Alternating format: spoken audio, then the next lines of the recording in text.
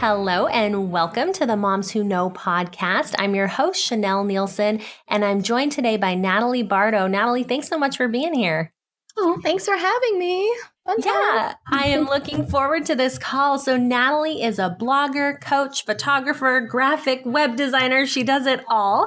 And I wanted to talk to her today because she quit her 9 to 5. So she used to work a regular 9 to 5 job and she quit it to kind of pursue her dream and work from home. And I wanted to talk about that and about goals because Nadalie is just like the person to go to if you want to know how to slay your goals and really get things done in your life.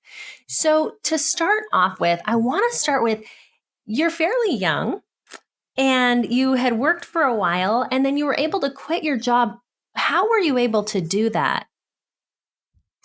I guess it's just a series of maybe fortunate, possibly unfortunate incidents that led me to where I am now. So what happened was I actually spent a lot of time in school, like post-secondary. And when I finally started working full time, like a normal quote unquote career job, I just felt like so bored, which is kind of the truth, right? I'm like, did I struggle for like 8 years to get all this education just to end up being like a pleb? Like I couldn't handle it. And so, what had happened was I left that job, even though, I loved my boss and, in my mind, I liked what I was doing, but it was just not creative enough, right? Like I wanted to do something that was more me.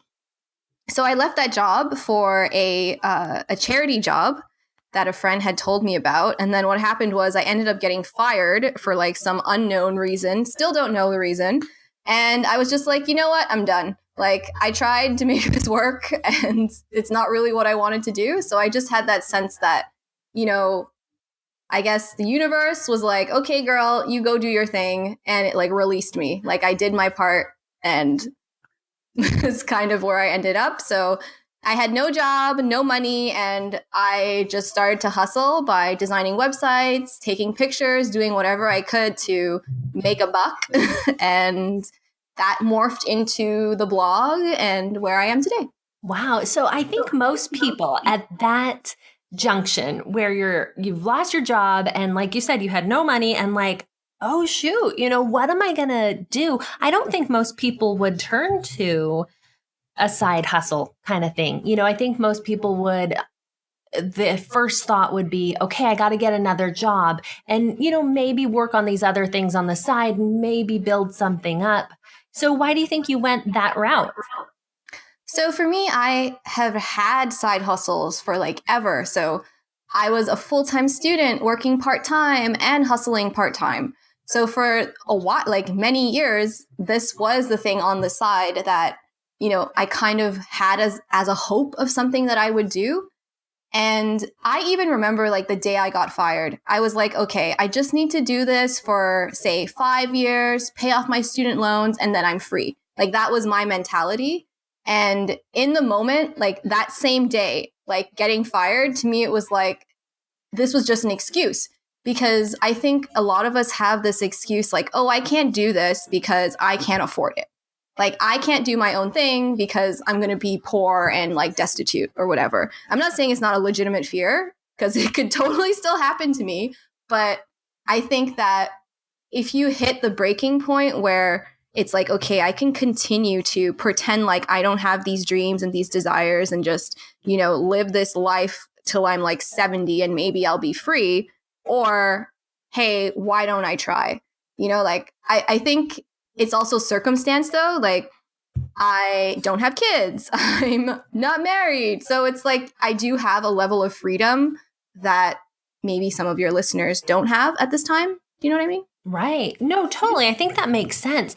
But I think you hit on something really important, which is something, maybe it resonated with me a lot because it's something that I'm working on in my own life, which is a lot of times we use an excuse and it might be legitimate, like you said, and we say, I can't afford it when it's really other things. And I think that's something I'm personally working on is I have these thoughts about money of like, well, I can't afford it when really it's another fear holding me back. And so it's me saying I can't afford it instead of saying what I'm trying to train myself to say now is, well, how can I afford it? And if I really want that, how can I make that work? Instead of just immediately, I can't do that. I can't afford it. And yes, you did have a level of freedom that maybe not a lot of people have. But part of the reason that I wanted to talk about this is because a lot of my listeners are stay-at-home moms. And a lot of things that I hear from stay-at-home moms are that, how can I make money from home? My husband's working, but finances are really tight. So what can I do? And here you were able to do this and to, build this career from these things working from home. And that is a dream of so many moms. And so I really love that, you just were able, like it just became time. And I love how you laid that foundation. Okay, you had been working on these for a long time, but then you just basically cranked it up, right? Definitely. Yeah. Okay, so that's awesome. So let's talk a little bit about you kind of, because when you're working from home, it really has to come from this place of intrinsic, wanting to do it. So what is your motivation for wanting to work from home, both in the big picture and then what keeps you going in the day to day? So yeah, I definitely do think that motivation is one of those keys to slaying your goals, right? And for me, I think that my motivation on the grander scheme is knowing like where I want to get, and that I know that if I slack off or if I don't put the time in, I'm not going to get there. And I want to help other people realize that, you know what, I can't afford to do this, or, it really is that I'm afraid of, failure or even of success. So to me, like, I think like if I can achieve my own goals, I'm able to then help other people be motivated to achieve their goals. So I think about that. And I also think of like all the time I've already invested in this. Like, I need to see this through. And I think, everything else I've done in my life, whether that's like getting my master's degree or whatever other random stuff, I haven't wanted anything as badly as I want this. So if I can put so much energy into being a student, then I can put even more energy into being an entrepreneur. And so on the daily, like, what does that mean? I think for me, like, my motivation comes from finding a space that I can work in. And like, to me, that's like shutting out what's around me. And I use music to do that. One thing that really helps me is my noise canceling headphones, because I can't like hear anything at all except this music that's like giving me energy and like helping me drown out and just focus on this thing that I'm working on today. That's good. I love that idea of creating this environment where you can just go in the zone and do what you want to do. That's good on a daily basis. Hard for moms to do. Before the call, Natalie and I were talking a little bit about our days, and I was telling her how, with my 1-year-old, I can't put on noise canceling headphones having a baby because he needs me. Sometimes even he's up on my lap, while I'm trying to do stuff on the computer, but it comes down to desire, like you said. So that really is such a huge part, that even when you have those obstacles, you want it, you are going to keep doing it, even if you have these hard times. Now, you hit on something that I want to go back to, and you mentioned really briefly a fear of failure or a fear of success. And I think that is something, both of those are things that can keep us from reaching our goals. So can you talk to me in your work that you do with people with working toward their goals? What do you see with these? What can you teach us about fear of failure and fear of success? So I guess it's easiest for me to talk about myself and how I battle these like opposing fears, right? So I think, fear of failure is, I think, probably more common than fear of success, because I find that comes later, where the fear of failure is like what stops you from starting. or putting yourself out there or leaving your comfort zone. Because I don't know what it is about us, but we have this, we're almost wired to think that it's not going to work out. And it's like a battle, because you do have to like reprogram your mind to, instead of going to the dark side, to focus on the light and the positive and what could happen. And I think, we can all surely fail, but even if we do, it's not the end. Like, we fail our way to success. And failure, whatever, however we see it, it's definitely part of the journey. No matter how amazing or how fabulous or how much time you have, you're going to fail. And I think getting over that fear of failure is kind of key to getting to the next part, because the faster we fail, the sooner we move on. And I just love this one quote that I read once, and that's another thing that helps me get motivated. I'm obsessed with quotes. Quotes are great. I can't remember his name, but he said, "You only need to get it right once." So no matter how many times you get it wrong, it doesn't matter. You just need to get it right once. And that right time once is that success, right?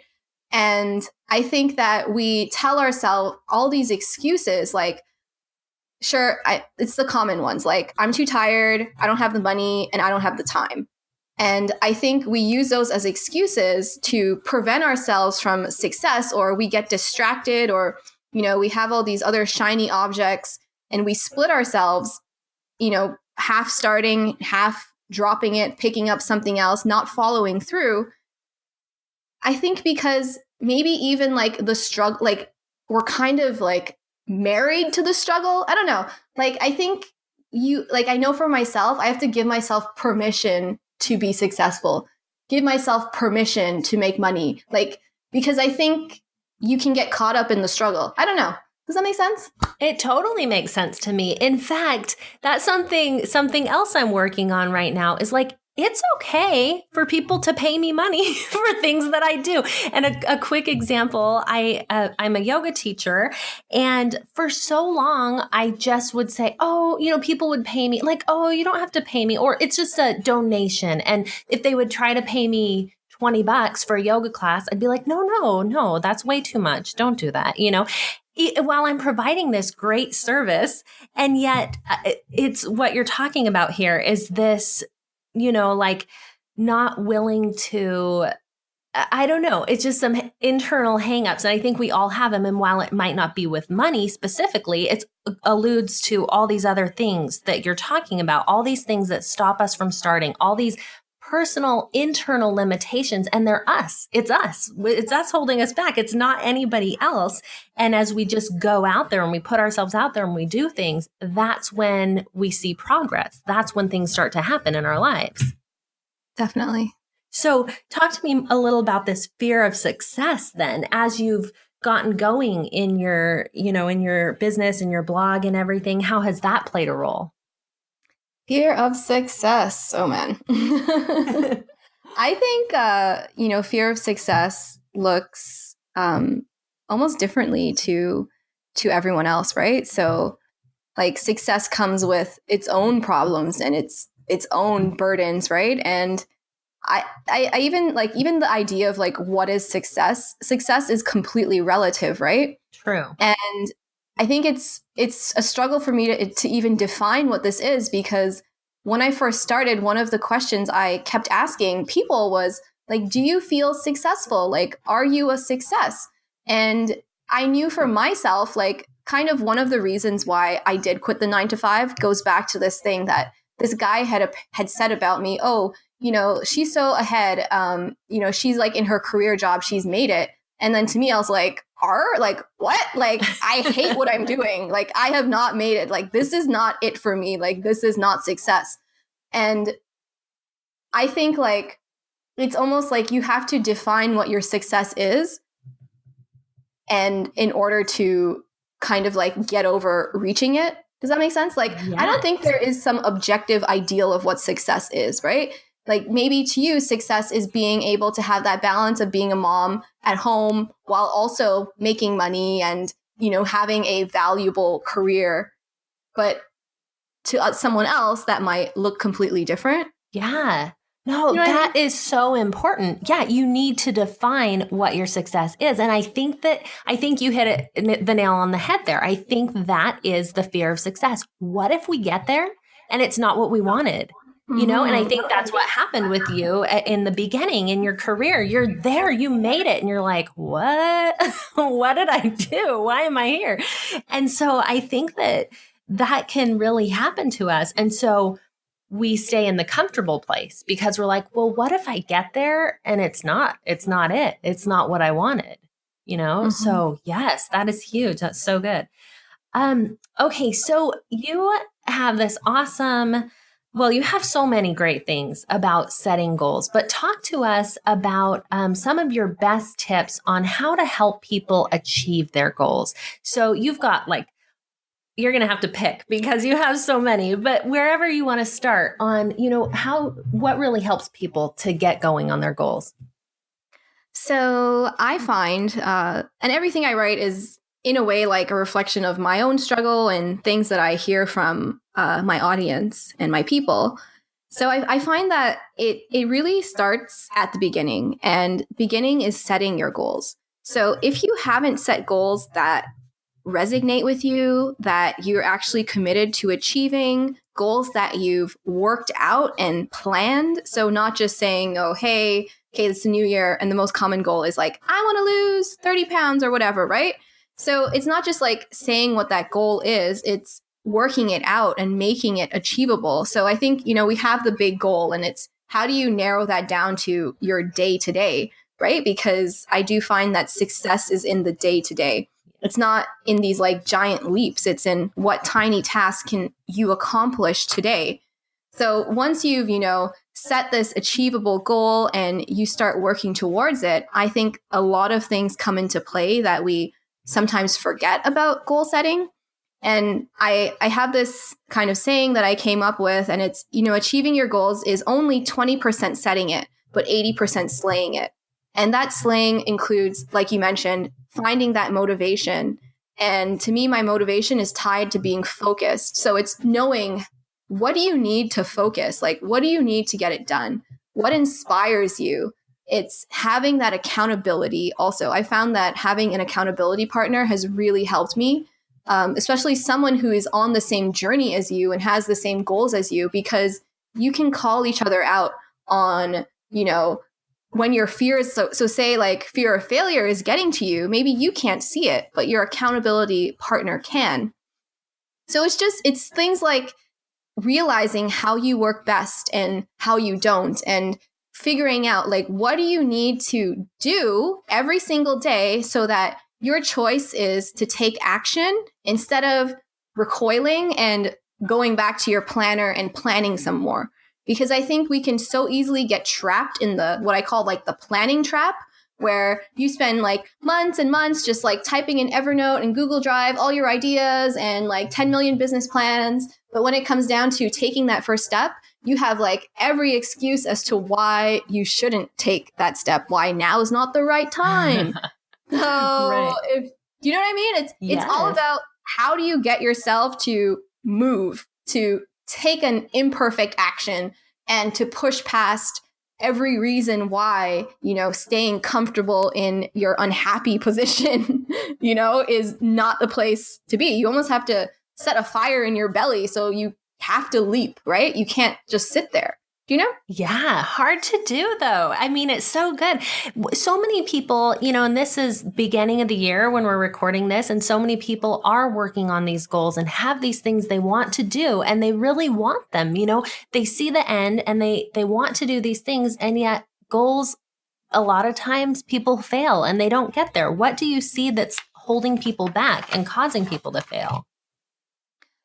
Oh, it could be a variety of things, but I think that one of the best ways to not get overwhelmed or to not give up by February, it's still January now, so we're still committed at this time, it's like focusing on the tiny things that we can do.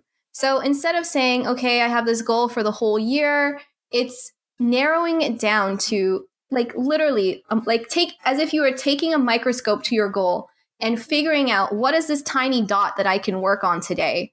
And I find that when you're just focused on what you need to do in the now, I know that I don't get like so overwhelmed by, there's still like, 10 more mountains to climb.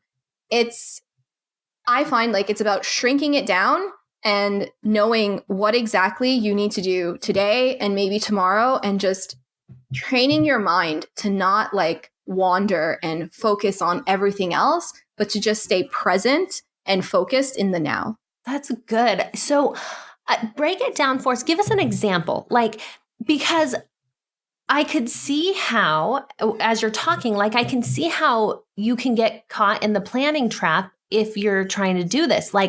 You know what I'm saying? You could get sort of caught up okay, well, I need to do one thing, but what is that one thing? Well, maybe I'll do this today and that tomorrow. And then you do get stuck. So give us an example of, either something of someone you've worked with or something in your own life of how you take this big goal and break it down into daily bite-sized pieces.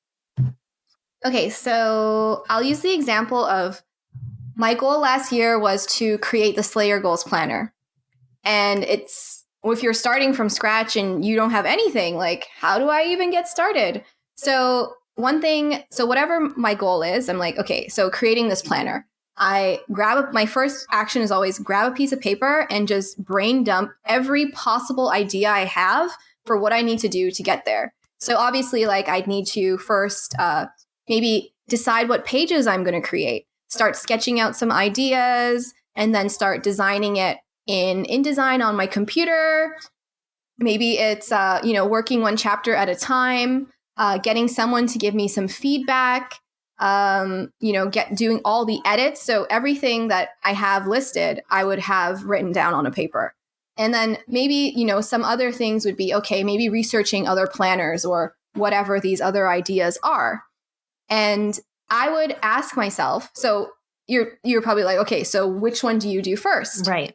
Sometimes these tiny tasks almost come together like a caterpillar. You need one to get to the next little task, right? If it's a question of, I don't know if I should do this one or do this one instead, I ask myself certain questions. And it's figuring out what is important and also what is urgent. Because sometimes something can be important, but you don't really need to do it right now. And I like to ask myself, is anyone going to notice if I don't do this?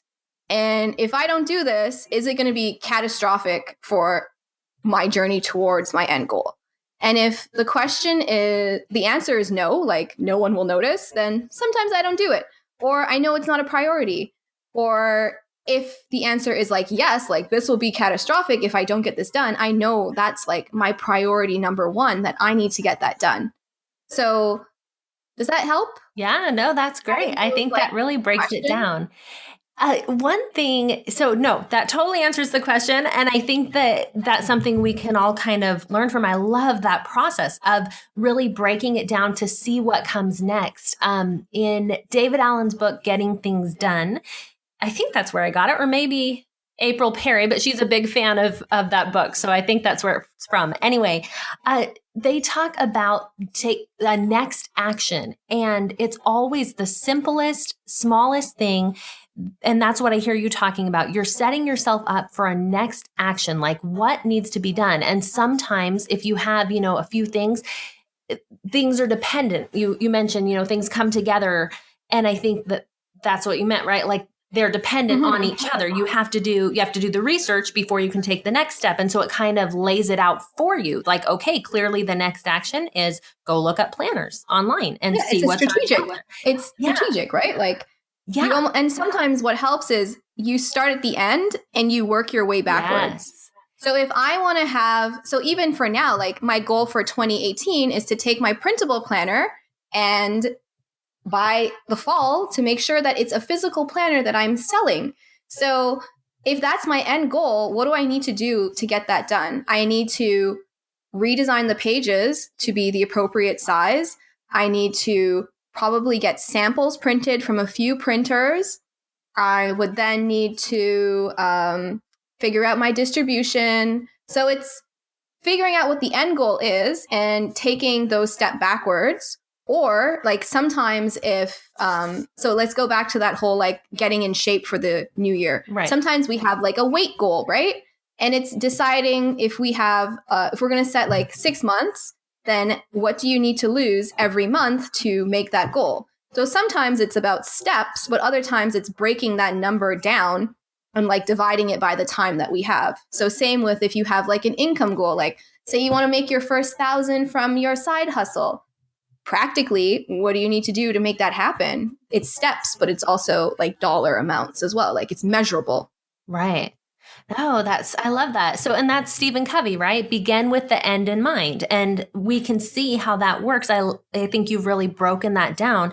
And I think it's really valuable also what you said to just brainstorm. Sometimes everything is just built up in our head and we have these ideas. And I know for me, if I don't get that down on paper, it's just bouncing around and it feels overwhelming. Like, oh my gosh, I have so much. How am I ever going to make this thing happen? But once I put it on paper and I can see it, I'm like, oh, that's how I'm going to do this and then this and then this. And it all starts to come together and it all starts to make sense. But it helps to get it down on paper. Now, I'm glad you mentioned your Slay Your Goals planner. I actually have that planner and it's awesome. I really like, you are a master at getting to what's really important and asking important questions for introspection. And I think those are very helpful. So you guys can check that out. I'll let you tell us your website so people can get there. You've also there's a lot on your blog that people can go and check out. And I think a lot of what you do that's so good is to really help people to think. I did at the end of last year, 10 questions. Tell me what it was called. It was like a year in review. Yes. Review your year. Was that it? Yeah. Review your year. It's like yes. 10 questions to ask yourself. And you can still ask those questions now. It's not too late. You can review your year at like any time of the year. Yes. Yeah. So I thought that was really helpful. I mean, there's just so much good stuff. So tell people where they can get more information from you and more help with their goals. Totally. So my website is It's All You Boo. So you just spell that out, it'sallyouBoo.com. And if you go there in the menu, you'll see free resources. So you can check that out. We've got like 15 guides and workbooks available, like a really fun quiz that helps you decide what your goals for the year will be. And you can also click on the Slay Your Goals Planner in the menu if you'd like to check out my planner. Awesome. All right. Well, I recommend it. It's really good. It's been helpful for me. So, Natalie, it's been fun talking with you. I think you have a lot of great tips that can be applied in a lot of different ways. And so I hope that for the listeners today, that it's gotten your wheels kind of churning and thinking about, okay, what do I want to do and how can I do that? And how can I move forward in the things that I want to do? So, Natalie, thanks again for being here. Thanks for having me. Yeah. And everyone, we will see you next time on Moms Who Know. Thanks so much for listening. And if you love this episode and know of another mom who knows that when she takes care of herself, she can take better care of everyone else, please let her know about the podcast. It would mean the world to me if you would help me get this podcast out to as many listeners as I can. So if you liked what you heard, please take 30 seconds and leave me a 5-star review and share this with your friends. Join us next week for the next episode of Moms Who Know.